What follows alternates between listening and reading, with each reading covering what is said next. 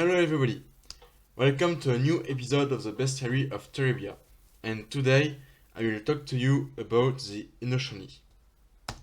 So what is a Inoshoni?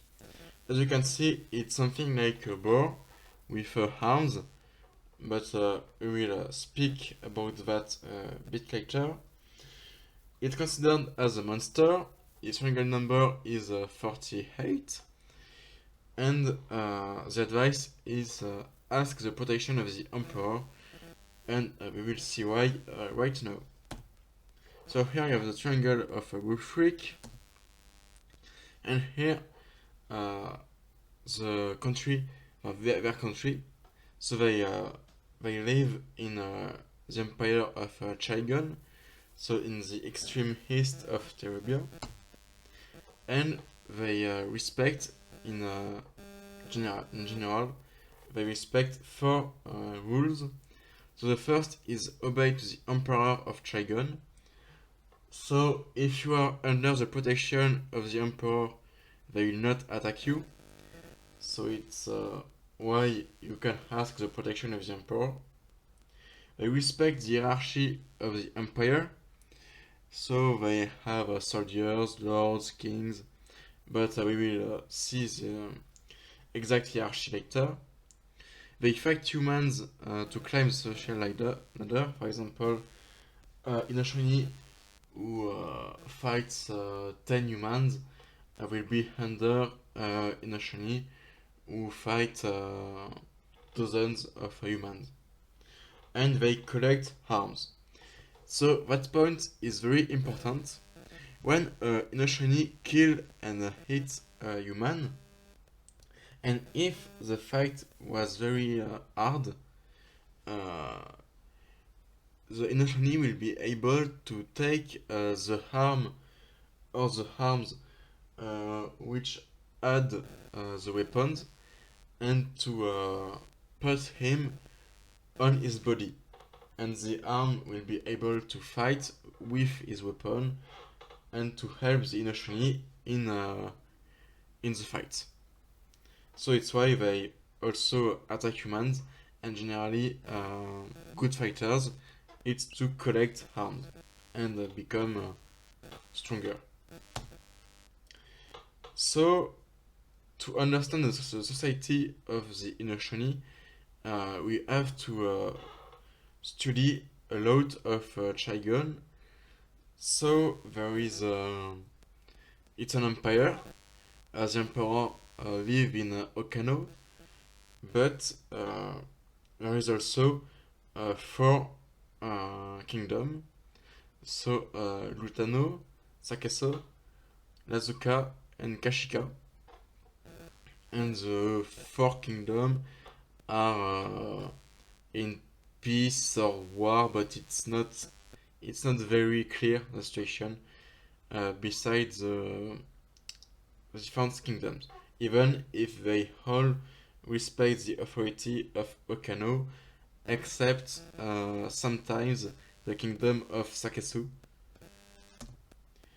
So you have here on your left the organization of the empire. So Kodai is the emperor. He rule of the cows. So a cow is a king of one of the four kingdoms.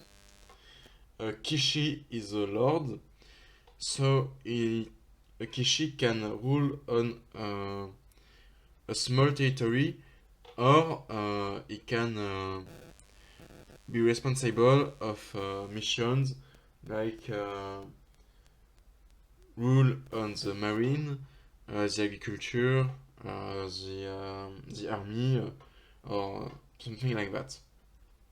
Under you have the Senji, so it's knights, so it's elite soldiers in their society. Under officers, soldiers, and finally the Kowai. So a Kowai is a soldier in training. The Inoshoni have the same organization. When they born, they are a Kowai.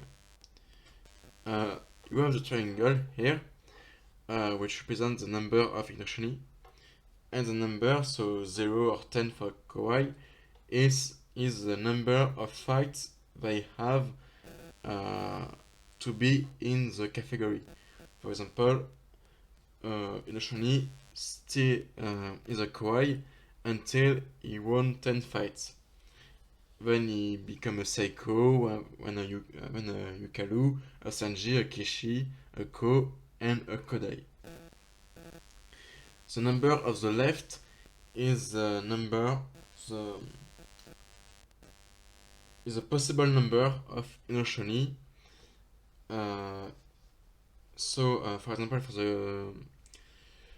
for Sanji, for example, 300 is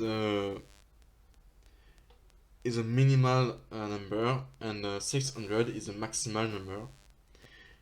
And there is two exceptions, so the Ko and the Kodai, because you can see that to become a Ko, Inoshoni have to fight 510 fights, and to become a Kodai, 1,520 fights.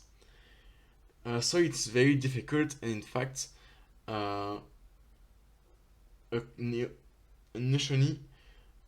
Inoshoni succeed to become a Ko or a Kodai. And it's why they respect the Emperor, because there is no Emperor for the Inoshoni. But if one day Inoshoni succeed to become a Kodai, they will not respect the human Emperor. And it's a problem, and we will see why a bit later. Moreover, the society of the Inoshoni is divided into two categories: the elders and the ambitious or arms owner. So the elders are the Inoshonis, a minority, which attack to it, which avoid difficult fights, and which can use treachery. For example, an elder will avoid good fighter, and they will prefer to attack old ones or farmers, for example. At the opposite, the ambitious or the arms owner attack to have a fight, and so to have new arms, search the difficulty, to have also new arms, because Inoshoni can have arms only if the fight was difficult, and they respect honor code. For example, if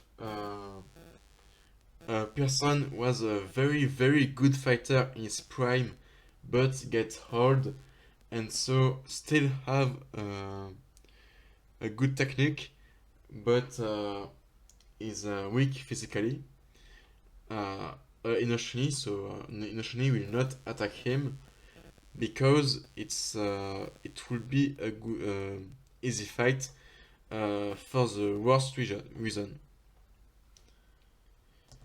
To keep the Inoshoni under his control, the Emperor of Trigon creates the Inoshoni Shanta Order. It is composed of elite soldiers, and their missions is to track and kill the Inoshoni who became too powerful. So the symbol have been drawn by the Emperor, so it can't be modified. It's so the signification of the symbol is you have in the middle 6 squares in the symbol of honor. The spears on the sides are the symbol of courage, the triangle of strength, and at the bottom it's the symbol of humility. So it's the values which must be respected by a member of the Inoshoni Shanta order. It's under a circle, so the circle represents the eternity of the order, and the circle is in a square, which represents the stability. So it is the values on in the eternity in the stability.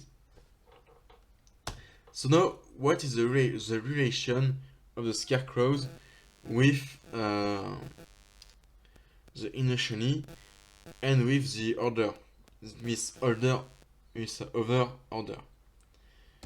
So the Puritans want to have the exclusivity of the track of the Inoshonis, and for this, they sometimes fight against the Empire of Chagon, and finally they were ejected of the empire. And the shepherds, them, let the order fight Inoshoni because the Inoshonis and the order as considered by the shepherds like political factions, and one value of the shepherds is that they don't melt with politics. So they don't. Obviously, if they are attacked by a Inoshoni, they will defend themselves, but they will not strike them because it's considered as a political action. Well, it's everything you had to know about the Inoshonis. For the next episode, you can choose between the Meiwaldkrone, the Orks, or the Tremblerock. And have a good day, and bye to the next episode.